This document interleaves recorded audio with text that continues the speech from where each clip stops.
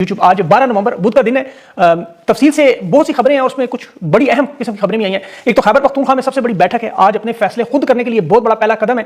تمام جماعتوں کے سربراہوں نے سر جوڑ دیے ہیں اور بنو میں ایک دفعہ پھر ڈرون حملے میں شہادتیں بھی ہوئیں. حالات پلٹا کھا رہے ہیں. ترکی کا وفد پاکستان میں عمران خان سے مذاکرات کے لیے, یہ بڑی اہم خبر میں آپ کو بتاؤں گا اور کیوں کر رہے ہیں.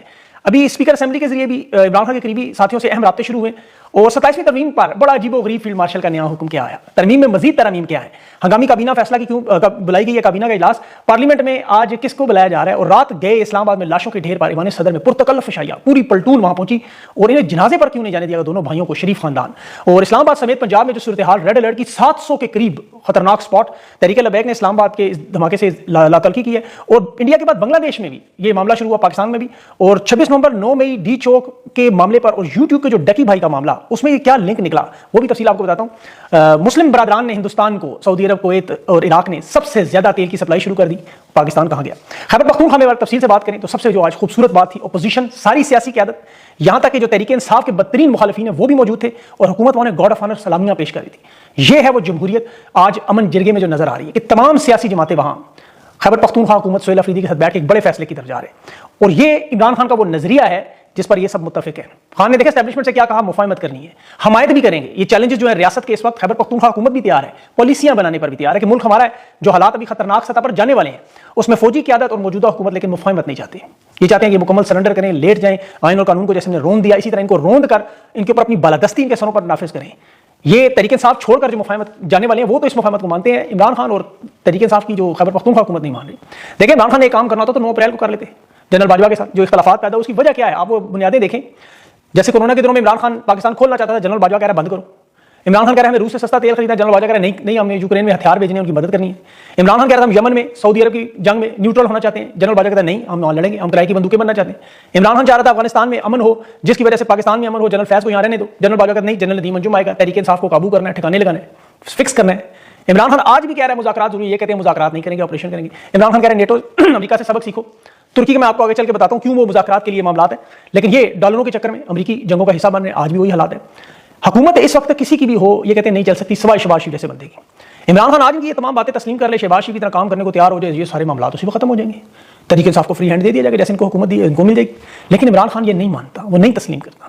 یہ آگے سے پھر طاقت کے ذریعے منوانے کی کوشش کرتے ہیں اور عمران خان آگے سے کہتا ہے یزید کی بیعت نہیں کروں گا. اب سارا معاملہ یہ ہے اور اس سارے کھیل میں پاکستان کو تہس نہس کیا جا رہا ہے, ایسی کی تیسی کر دی جا رہی.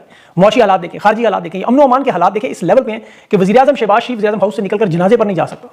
سیکورٹی اداروں کی اپنی تنصیبات غیر محفوظ ہیں. وہاں 30 گھنٹے وہ وہاں بچے کیڈٹ کالج میں یرغمال بنے رہے. 650 بچہ مانا کیڈٹ کالج میں آپ کو پتا یرغمال رہا. اسلام آباد کے دارالحکومت میں آپ کو پتا دھماکے ہو رہے ہیں اور یہ کہہ رہے ہیں خبریں کہ 140 کے قریب مزید خودکش پاکستان داخل ہو گئے ہیں. اسلام آباد, لاہور, فیصلہ آباد, کراچی, 700 کے قریب 700 ٹارگٹ انہوں نے سیٹ کیے ہیں پاکستان. اب ذرا سوچے خدا نخواستہ کس طرح حالات جائیں گے. پاکستانی تو کبھی دہشت گردوں کے ہاتھوں, کبھی سیکورٹی اداروں کے ہاتھوں. ابھی وہ یرغمالی آپ کو پتا ہے جو معاملہ تو وانا میں ہوا, ڈرون حملہ انہوں نے جا کے بنو میں کر دیا. اسلام آباد دھماکے کا بنو میں حملہ, وہاں بھی 3 لوگ سردی کھیل میں ڈرون میں انہوں نے شہید کر دیے, 4 زخمی ہیں. اب خیبر پختونخوا کی عوام میں وہاں بڑا تناؤ ہے, بہت سخت وہاں حالات ہیں. اور وہاں پہ کیونکہ یہ معاملہ عوامی حمایت سے حل ہوتا ہے. یہ جو جرگہ اس وقت ہو رہا ہے سیاسی جرگہ جس میں تمام سیاسی جماعتیں, تمام عمائدین ہیں, مشران ہیں, اور اس کے بعد وہ بڑا اہم اعلامیہ بیان ہے. اس میں جو دیکھیں سب سے اہم چیز ہے کہ سب کے سب ایک پیج پہ آئے ہیں. اور جمہوریت کا جو ہم بات کرتے ہیں جو حسن کی, وہ آج ہم نظر آ رہے ہیں پہلی دفعہ 3 سالوں میں. یہ دیکھیں اپوزیشن کے لوگوں کو وہاں کس طرح احترام سے عزت سے سلوک کر, یہاں مار اپوزیشن کا ستیانہ. 3 اپوزیشن لیڈر ہی نہیں ہے تینوں جگہوں پہ. اور تحریک انصاف کے بدترین مخالف جس نظام کا حصہ بھی ہیں انہیں بھی ان 20 سیاسی جماعتوں کو سرکاری پروٹوکول گارڈ آف آنر سلوٹوں سے لایا گیا ہے. آج بڑے اہم خطابات ہیں سہیل افریدی کا بھی, وہ پورا اسمبلی ہال تو اس وقت فل نظر آ رہا ہے. اس میں سب سے اہم معاملہ کہ طاقت کا بے جا استعمال, یہ بارود, ڈرون, بمباری, یہ تشدد روکنا ہے. ایک پالیسی بنانی ہے کہ ایک دیر پا امن آئے, ورنہ 2002 سے خیبر پختونخوا میں جو آپریشن لانچنگ میں 18 بڑے اور 1 لاکھ سے زیادہ انٹیلیجنس بیسڈ آپریشن ہو چکے ہیں. 5 آرمی چیف بڑے جرنیل خود قیادت کر چکے ہیں آپریشنز کی. اور جنید اکبر نے کہا آج کھل کر آن کیمرہ کہ یہ لانے والا آرمی چیف اور DGISI تھے جو طالبان کو یہاں لائے. انہوں نے کہا جی افغانستان کی قابلیت نہیں ہے, ہم بسائیں گے. اور یہ وزیر دفاع خواجہ آصف بھی جانتا ہے, وہ مان بھی گیا. لیکن آج جو جنید اکبر نے بات کی وہ کوئی سیاسی جماعت نہیں کر سکتی. اس نے کہا آپ کے حکومت خیبر پختونخوا سے اختلافات ہیں اسٹیبلشمنٹ کے, آپ ہمارے ساتھ نہیں بیٹھنا چاہتے نہ بیٹھیں. آپ ان سیاسی جماعتوں کے ساتھ بیٹھیں, ان مشران اور قبائلی عمائدین کے ساتھ بیٹھ کے ان کی کمیٹی میں فیصلہ کریں, ہم اس فیصلے پر بھی عمل درآمد کریں. اندازہ کریں یہ جواب میں سارا ملبہ محسن نقوی نے جس طرح خیبر پختونخوا پہ کر ڈال دیا کہ جی باجوڑ سے دہشت گرد ہے. ابھی سہیل افریدی کی حکومت کو 20-22 دن نہیں ہوئے, اسے ذمہ دار ٹھہرا رہے ہیں. وہ شفیع اللہ جان نے کہا اس کا جواب کہ یہ تو ناجائز وزیر داخلہ ہے, اس کی تو الفاظ کی مذمت ہے, ہم سیکورٹی فورسز کے ساتھ کھڑے ہیں, زبردستی کی مسلط کی دہشت گردی میں ہماری شہادتیں ہو رہی ہیں. اور یہ اسلام آباد کو جو آئی جی جو پریس کانفرنس کر رہا تھا دہشت گردوں کے حملے کے بعد، اس کی آپ پہلے کی سنیں، تحریک انصاف کو جس طرح للکارتا تھا جیسے پرویز مشرف کہتا ہے وہاں سے ماریں گے جہاں سے نظر نہیں آئے گا، لیکن جب اصل حملہ آور آئے تو پھر ان کے پاس کوئی سیکورٹی شوٹنگ نہیں، کہتے ہیں ہمیں کابل میں پتہ ہے کہ کہاں ہے دہشت گرد، لیکن یہاں نہیں پتہ۔ اس آئی جی کو جو آپ کو پتہ ہے قصور میں آپ کو واقعہ ہوا تھا زینب کیسز اور بچوں والا، یہ وہاں قصور میں تھا، اسے جب لاہور میں لگایا گیا تو ثانیہ 9 مئی ہوا، اسلام آباد میں آیا تو 26 نومبر کا قتل عام ہوا۔ اور مزے کی بات ہے، ثانیہ مزے کی تو نہیں، خیر اللہ معاف کرے، ثانیہ مریدکے میں اسی نے اسلام آباد سے فورس بھیجی تھی۔ اب آپ دیکھیں کہ جہاں فالس فلیگ آپریشن ہو کھرا جا کے انہی آئی جی صاحب سے ملتا ہے، اور محسن نقوی کے اوپر ظاہر ہے، اور اس کے ادارے کے حالات بھی آپ کو پتہ ہیں، نیشنل سائبر کرائم جو بنائی گئی اس میں آپ دیکھ لیں واردات، سارے کے سارے افسر اس میں 2 نمبری میں پکڑے گئے، یہ سارے محسن نقوی کے نیچے لگایا گا بھی نیا محکمہ۔ اس میں کیس میں اب وہ جاسم چٹھا نے جو ڈکی بھائی کا کیس، عبدالرحمان یوٹیوب جو آپ کرتا ہے مشہور ہے بڑا آپ کو پتہ ہے، اس کو بتایا کہ جرنیلوں کے بیٹے سٹا بازی کر رہے تھے، جوئے میں ان پیسے لگاتے تھے اور پیسے جب ڈوب جاتے تھے وہ ڈکی بھائی سے کہتے تھے پیسے تم نکالو، ڈکی بھائی نے آگے سے ظاہر ہے بلا کے ان کی ایک ویڈیو بنا لی اور وہ کسی طاقتور جرنیل کے بیٹے کی نکلی، اس نے پیسے مانگے، ڈکی بھائی نے کہا ویڈیو میرے پاس ہے، جس کے بعد اٹھا لیا گیا۔ اب یہ حالات ہے کہ وہ دوسرے ان اداروں کے سربراہان کے بیٹوں کے کہ یہ کرپٹو میں یا ان چیزوں میں مال بنا لیں، اپنا حصہ لینے کے لیے وہ بیچ میں جو افسران لائے وہ سائبر کرائم کے وہ پھر قربانی کا بکرا بنا دی۔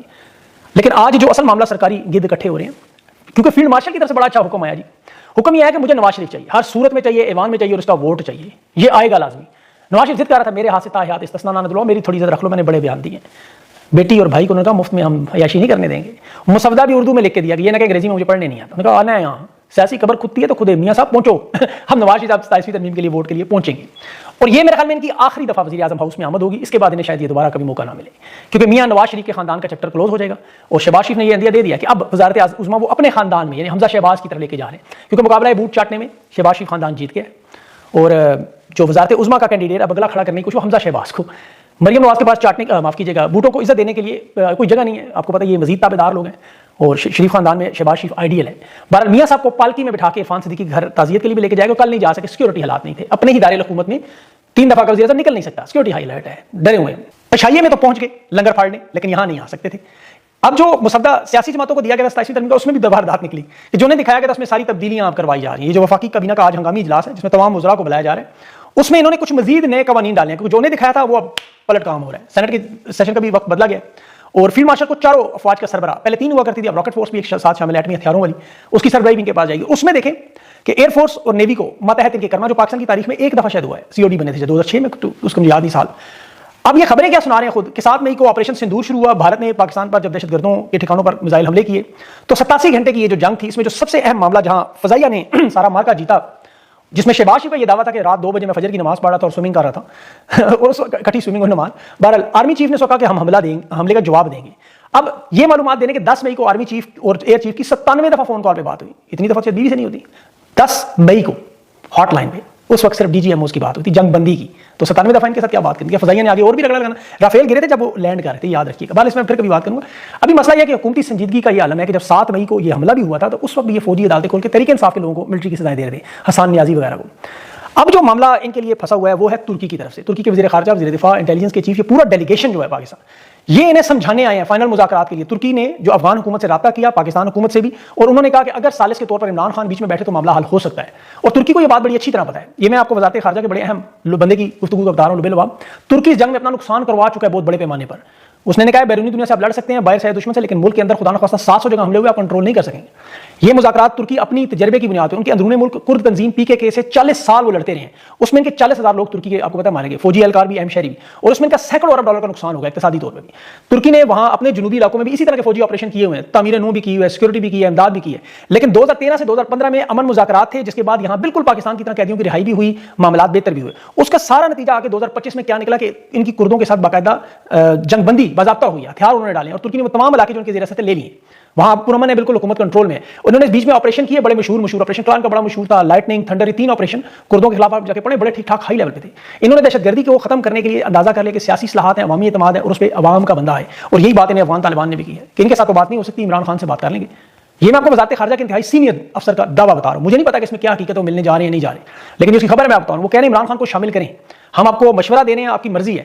اس کے بعد پھر اس کی جو مجھے سمجھ آتی ہے، اسپیکر ایاز صادق نے جو محمود اچکزئی سے رابطہ کیا اور مذاکرات کروانے کی، کیونکہ محمود اچکزئی نے یہ ابھی اعلان کیا کہ میں آپ کو عمران خان کی گارنٹی دیتا ہوں کہ وہ کسی کو کوئی سزا نہیں دے گا، آئیں مل کر بیٹھتے ہیں، جمہوریت بچاتے ہیں، اور یہ ترکی بھی نہیں سمجھا رہا ہے، افغان طالبان کی طرف سے یہ مطالبہ ہے۔ اور عمران خان نے بھی دیکھے ایک نکاتی عمران خان نے پاکستان سے محبت کی وجہ سے کہا تھا کہ یہ تمام مظالم سب کچھ سائڈ پہ رکھ کے مجھے اور کوئی بات نہیں، صرف افغانستان سے مذاکرات کروا کے معاملہ حل کریں، کیونکہ سارا نزلہ خیبر پختونخوا وغیرہ ہے۔ عمران خان پاکستانیوں کی جانیں بچانا چاہتے ہیں، یہ معاملہ حل کروانا چاہتا ہے کہ جنگ نہ ہو، اور یہ چاہتے ہیں ہر صورت میں جنگ ہو. کیونکہ دیکھیں ابھی بھارت میں پہلے یہ دلی میں ہوا، پھر پاکستان میں اور بنگلہ دیش میں. عمران خان کو پتہ ہے کہ کیا معاملہ بنایا جا رہا ہے. انہیں تو جنگیں سوٹ کرتی ہیں، ڈالرز ملتے ہیں، امداد ملتی ہے، مقبولیت میں اضافہ ہو جاتا ہے. یہ تو چاہتے ہیں جنگ ہو.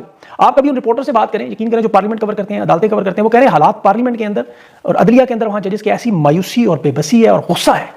مطلب جب وہ کہتے ہیں یار 27ویں ترمیم کا نہ تو انہیں پتہ ہے، وہ کہہ رہے ہیں ہم نے انہیں کر کیا دیا.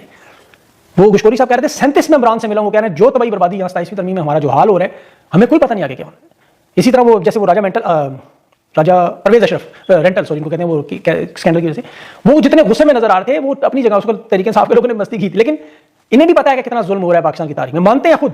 ابھی نفیسہ شاہ کی دیکھ رہا تھا تقریر ختم ہوئی تو ثناء اللہ کی آنی تھی، یوٹیوب پہ بند کر دی انہوں نے. یہ سب اپنے در پردہ ضمیر کے ہاتھوں مجبور ہیں، معافیاں تلافیاں بھی کرتے ہیں. اور اس کی وجہ دیکھیں کہ نون لیگ پیپلز پارٹی کے لوگوں نے عرفان صدیقی کا حال دیکھا. یہ عبرت پکڑے ہیں کہ آپ جتنے مرضی وفادار ہو، آپ کی کوئی اوقات کوئی اہمیت نہیں اس حکومت ہے. یہ مار بھی جائیں گے آپ، یہ آپ کی خبر نہیں آنے دیتے، اجلاس نہ کہ منسوخ ہو جائیں. اور اسی سینٹ اسی اسمبلی میں جہاں دن رات یہ چیختے چلاتے ہیں، کپڑے پھاڑتے ہیں، خاندانی غلامی کرتے ہیں، ان کے لیے وہ سیشن رکوا کے دعا کرنے کے لائق نہیں سمجھا جاتا. ویسے تو اندر سے یہ بھی بے حس لوگ ہیں، اسی نظام کا حصہ دیکھا جائے. ورنہ لاشوں کا ڈھیر میں اسلام آباد میں یہ بھی کل زرداری کے شاہی میں بیٹھے ہوئے تھے، رنگ برنگے کھانے پھڑکا رہے تھے سارے. اگر ان کے تھوڑی سی عقل ہوتی کہتے نہیں ہم نہیں آئیں گے. دلی میں دیکھیں دھماکہ ہوا، ان کے صحافی، ان کے سیاستدان، حکومت اور انٹیلیجنس دانوں کی ناقص کردگی پر تنقید کر رہے ہیں. اور اس کی تعریف کون کر رہے ہیں؟ ان کے صحافی. وہ راوی حسن ایوب جیسا بندہ کہتا ہے دیکھیں بھارت میں سوال اٹھائے جا رہے ہیں کہ 60 کلومیٹر گاڑی سفر کر کے لال قلعے پہنچی کیسے؟ CCTV ناکے یہ ریاستی ناکامی. اسے پوچھیں ذرا پاکستان میں کوئی ایسا سوال پوچھے تو یہی راوی حسن ایوب کہتا ہے سر کھولیں اس کا، کپڑے اتارے اس کے، مخصوص عذابیں لگائیں، کرنٹ چلائیں گولیاں. یہ خود کہہ رہے تھے، ان کے پڑھے وہ سارے. وہ ایک صوبیدار ان کے منیب فاروق وہ کہہ رہا تھا خیبر پختونخوا میں اگلی حکومت نہیں ہے. یہ چونکہ ڈاکی ہیں، جس طرح بچپن میں سوچتے ڈاکی آیا، ڈاک آئی، یہ تو وہ پیغام لے کے آتے ہیں. یہ صحافی تو نہیں ہے، صحافی تو ہندوستان میں سوال پوچھ رہے ہیں انٹیلیجنس اداروں سے. یہاں انٹیلیجنس ادارے کہہ رہے ہیں جی کابل میں دہشت گرد کہاں ہے، ہمیں پتہ ہے، ہم بتا سکتے ہیں. لیکن اپنے ملک میں گاڑی اسلام آباد عدالت کے دروازے پر آ کے پھٹ جائے، کوئی پتہ نہیں کہاں سے آئی، بندہ کون سے. آخر میں نظام باجوڑ پہ لگا کے 2-4 ڈرون مار کے بندے مار، کیونکہ طاقت ہے ان کے پاس. یہ اس کو استعمال کر رہے ہیں لیکن بے جا کر رہے ہیں. یہ اس کو ملک کو روندنے کی کوشش ہے ان کے. یہی صحافی، یہ حسن ایوب صاحب جیسے لوگ جن کا کام وہ عدالتوں کی خبریں سنا دینا، آپ کو پیغام دے دینا ججز کے واٹس ایپ کے آئے ہوئے. وہ کہہ رہے ہیں اسلام آباد ہائی کورٹ سے 2 ججز کو بھی نکالا جا رہا ہے. نکال دیں، ساروں کو نکال دیں. ہم تو کہتے ہیں عدالتوں کے حالات تو آپ کو پتہ ہی ہے کیا ہے. اب دیکھیں یہ سارے معاملات، جس طرح امن جرگے کا معاملہ ہے، خان سے ملاقات کا جو معاملہ انتہائی اہم ہے. اس میں عمران خان کا پیغام اس ساری صورتحال میں کل کی جو ملاقات نہیں اس میں مسنگ ہے. اب جب تک یہ لنک جڑے گا نہیں آگے معاملہ بڑھے گا نہیں. تو اس میں سب سے اہم معاملہ اگر ان کے پاس پیغام پہنچ جاتا ہے آج شام تک، آج رات تک کوئی عمران خان کے پیغامات آئیں گے تو اس صورتحال میں مزید جو پیش رفت ہوگی وہ میں آپ کو اگلے ولاگ میں آپ کے سامنے رکھوں گا. اپنا خیال رکھیں، مجھے اجازت دیں. اللہ حافظ.